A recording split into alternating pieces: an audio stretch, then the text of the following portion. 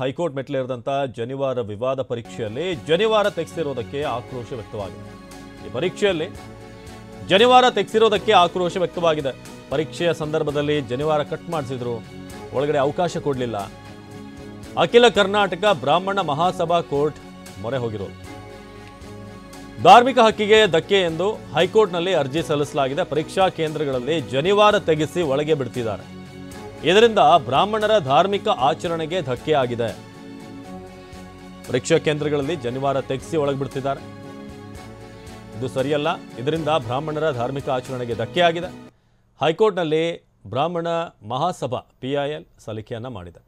So TV9ಗೆ Brahmana Mahasabha ಅಧ್ಯಕ್ಷ ರಘುನಾಥ್ ಈ ಬಗ್ಗೆ ಮಾಹಿತಿಯನ್ನು ಕೊಟ್ಟಿದ್ದಾರೆ.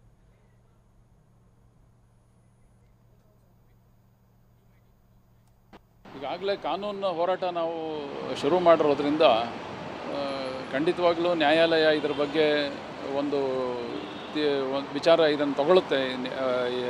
ಈ ನಮ್ಮ ಏನು ಅರ್ಜಿ ಇದೆ ಅದನ್ನು ವಿಚಾರಣೆಗೆ ತೊಗೊಂಡ ನಂತರ ಸೂಕ್ತವಾದ ಆದೇಶ ಕೊಡ್ತಾರೆ ಅಂಥೇಳಿ ನ್ಯಾಯಾಲಯದ ಮೇಲೆ ನಮಗೆ ಭರವಸೆ ಇದೆ. ಒಳ್ಳೆಯ ಆದೇಶ ಬರುತ್ತೆ. ಮುಂದೆ ಹೀಗಾಗಲ್ಲ ಅನ್ನೋ ನಂಬಿಕೆಯೂ ಇದೆ. ಸರ್ಕಾರ ಇಂಥವ್ರ ಬಗ್ಗೆ ಸೂಕ್ತವಾದ ಕಠಿಣ ಕ್ರಮ ತಗೋಬೇಕು ಅಂತ ಒತ್ತಾಯ ಮಾಡ್ತೀವಿ.